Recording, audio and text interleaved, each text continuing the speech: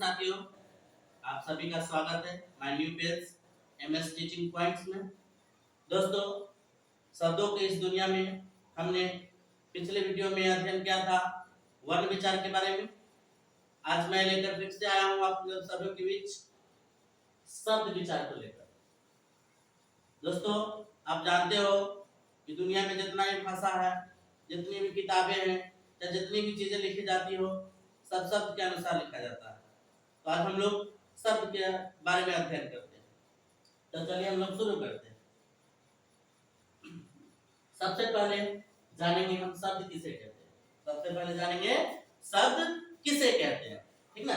तो कहता है कि वर्णों या ध्वनियों के सार्थक मेल को शब्द कहते हैं। शब्द किसे कहते हैं? वर्णों या ध्वनियों के सार्थक मेल को।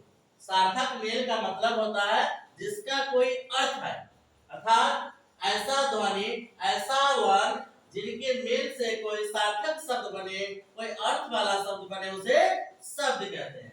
जैसे गाय, रोटी इत्यादि, है ना। गाय का एक अर्थ होता है, गाय का एक अर्थ होता है, रोटी का भी एक अर्थ होता है। इसे क्या कहेंगे? शब्द कहेंगे, है ना। कि वर्णों या ध्वनियों के सार्थक मेल को शब्द कहते हैं। उसके बाद है निरर्थक शब्द। निरर्थक शब्द वे होते हैं जिनका कोई अर्थ न हो, जिनका कोई अर्थ न हो, उसे क्या कहते हैं? निरर्थक शब्द कहते हैं। जैसे गाय सार्थक शब्द है, इसी को हम ले लेंगे गा, इसका कोई अर्थ नहीं आएगा, तो ये हो जाएगा क्या? निरर्थक शब्द, ठीक है। अब हम लोग जानेंगे शब्द और पद के अंतर। शब्द और पद में अंतर जानेंगे, है ना। कहता है कि शब्द और पद में क्या अंतर है। तो जैसे मान लीजिए पानी, पानी का अगर हम लोग उच्चारण करेंगे तो क्या हो जाएगा? प हलंत जोर, आ जोर, ना जोर, बरी, पानी। इन सब से मिलकर बना हुआ है क्या? पानी। तो ये हो गया शब्द, ये हो गया शब्द, है ना। वर्णों के जो मेल से बन गया है पूरी चीजें, तो ये क्या हो गया है? पानी। तो ये हो गया शब्द। लेकिन पद, पद किसे कहते हैं? तो कहता है कि जब वाक्य में हम इसका इसी शब्द का प्रयोग जो है वाक्य में करेंगे तो क्या हो जाएगा? पद हो जाएगा। जैसे पानी लाओ, पानी लाओ, ये क्या हो जाएगा? पद हो जाएगा। पूछता है आपको कि शब्द और पद में क्या अंतर है। तो शब्द जो है जैसे पहलन जोर आ जोर ना जोर बरी मिलके बनता है क्या? पानी। लेकिन इसी को जब हम वाक्य में प्रयोग करेंगे, जैसे पानी लाओ, तो हो जाएगा क्या? पद। चलिए अब हम लोग जानते हैं शब्दों के भेद, शब्दों के प्रकार। शब्द को कितने प्रकार से बांटा गया है उसके बारे में हम जानते हैं। तो कहता है कि उत्पत्ति के आधार पर शब्द को 4 भागों में बांटा गया। उत्पत्ति के आधार पर शब्द को कितने भागों में बांटा गया? तो 4। उत्पत्ति के आधार पर शब्द को 4 भागों में बांटा गया। कौन? तत्सम, तद्भव, देशज, विदेशज, ठीक है। रचना के आधार, रचना के आधार पे, रचना के आधार पर शब्द को 3 भागों में बांटा गया है। रचना के आधार पर शब्द को कितने भागों में बांटा गया है? तो 3 भागों में बांटे हैं। कौन कौन? रूढ़, यौगिक, योग रूढ़। इसी तरह देखेंगे रूपांतर की दृष्टि से, है ना। रूपांतर के आधार पे शब्द को 2 भागों में बांटा गया है। कौन कौन? विकारी और अविकारी। इसी तरह हम लोग देखेंगे कि अर्थ के आधार पे शब्द को 4 भागों में बांटा गया है। अर्थ के आधार पे शब्द को 4 भागों में बांटा गया है।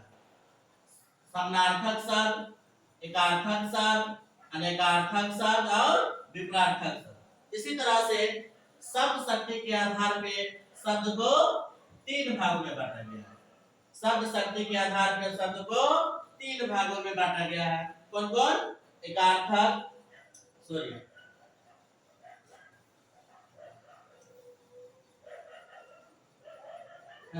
शब्द शक्ति के आधार पर शब्द को 3 भागों में बांटा गया। कौन कौन?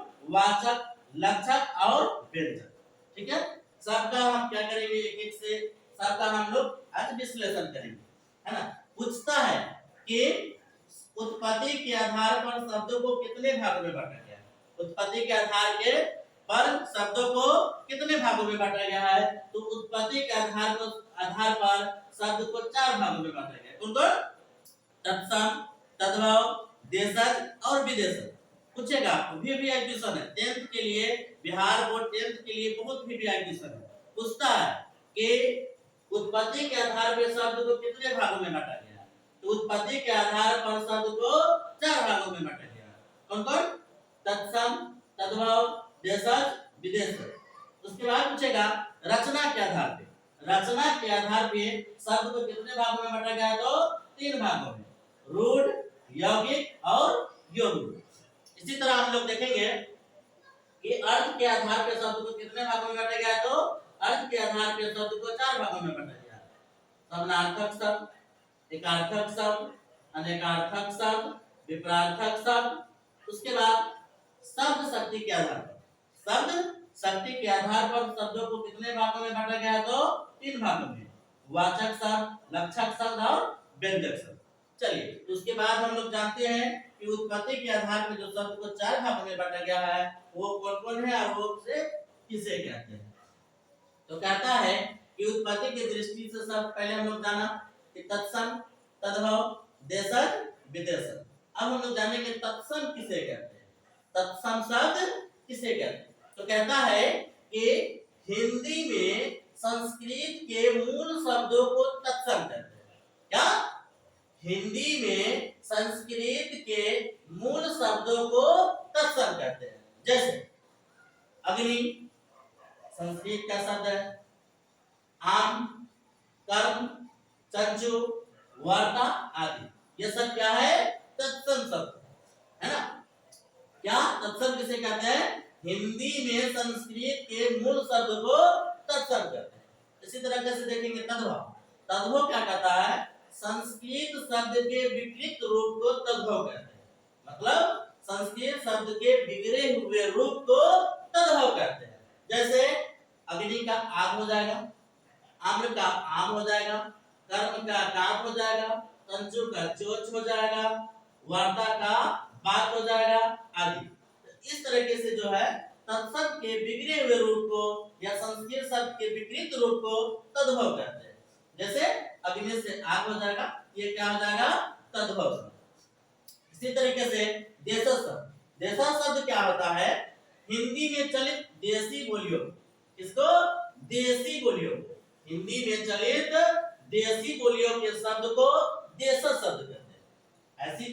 ऐसे शब्द जो हिंदी में चलित हो, है ना। हमारे गांव देहात या हमारे बहुत सारे, जैसे कि हमारे भारत में बहुत सारे राज्य, बहुत सारा क्षेत्र है, सभी में अलग अलग भाषाएं का प्रयोग किया जाता है, तो उसी को क्या कहते हैं, देशज शब्द कहते हैं, है ना। कहता है कि हिंदी में चलित देसी बोलियों के शब्द को देशज शब्द कहते हैं। जैसे तान, खिचड़ी, फुंगी, पगड़ी, झोपड़ी, कटोरा, लोटा इत्यादि, ये सब क्या हो जाएगा, देशज शब्द हो जाएगा, है ना। देशज शब्द किसे कहते हैं, हिंदी में चलित देसी बोलियों के शब्द को या देश में बोलचाल वाले भाषा को क्या कहते हैं, तब देशज कहते हैं। जैसे तान, खिचड़ी, फुंगी, पगड़ी, झोपड़ी, कटोरा, लोटा इत्यादि। इसी तरीके से देखेंगे विदेशज के बारे में। कहता है कि हिंदी में चलित विदेशी भाषाओं के शब्दों को विदेशज कहते हैं। क्या, हिंदी में चलित विदेशी भाषाओं के शब्दों को विदेशज कहते हैं। कुछ ऐसा भाषा है जो विदेशों का भाषा है, लेकिन हम लोग उसके हिंदी के रूप में प्रयोग करते हैं, उसे क्या कहते हैं, विदेशज शब्द कहते हैं।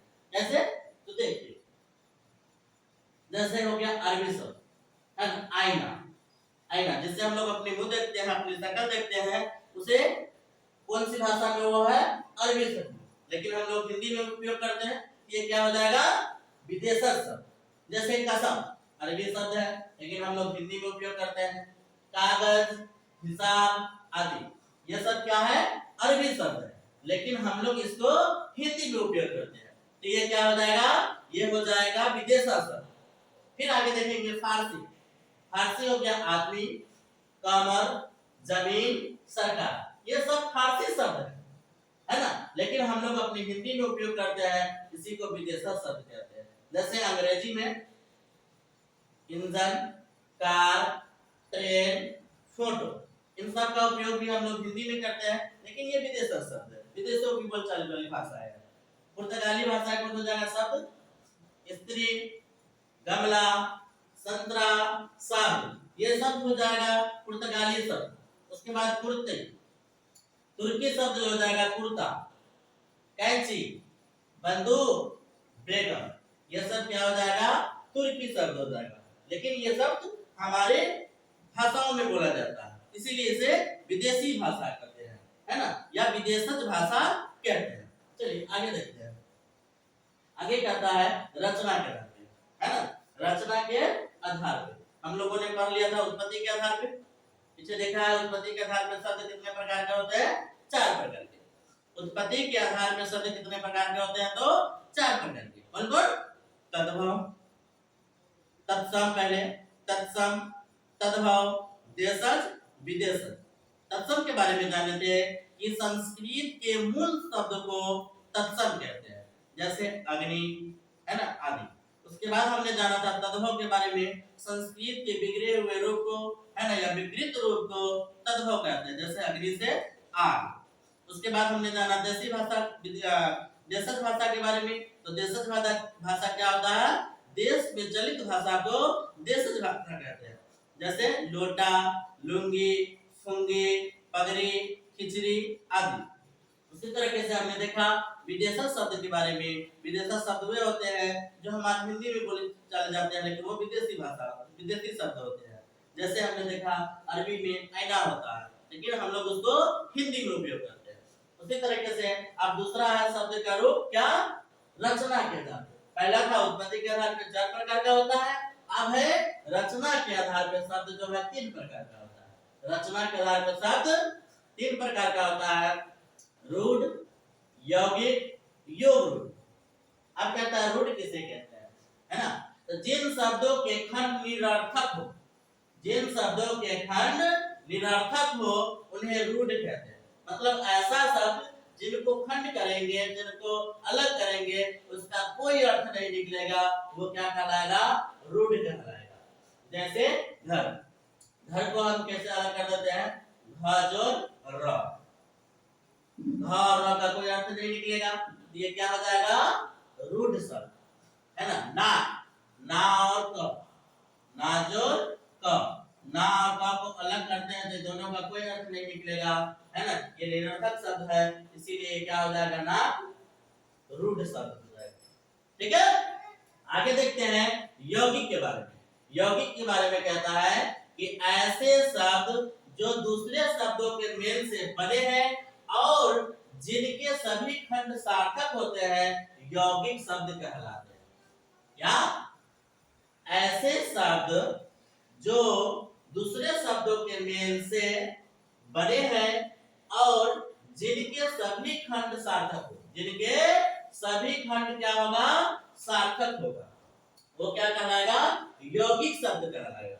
जैसे राजपूत, जैसे राजपूत, अगर हम इसे खंड करते हैं तो राज जोड़ पुत, दोनों का अलग अलग मतलब हो जाएगा। राजपूत ये शब्द का जो है सार्थक शब्द हो जाएगा, इसको अगर हम खंड करते हैं राजपूत को, है ना, तो इसका दोनों का एक सार्थक शब्द हो जाएगा। राज का एक अलग अर्थ होगा, पुत्र का एक अलग अर्थ होगा, ये क्या हो जाएगा, यौगिक शब्द, है ना। ऐसे शब्द जो दूसरे शब्दों के मेल से बने हैं और जिनके खंड सभी खंड सार्थक होते हैं, वो यौगिक कहलाते हैं।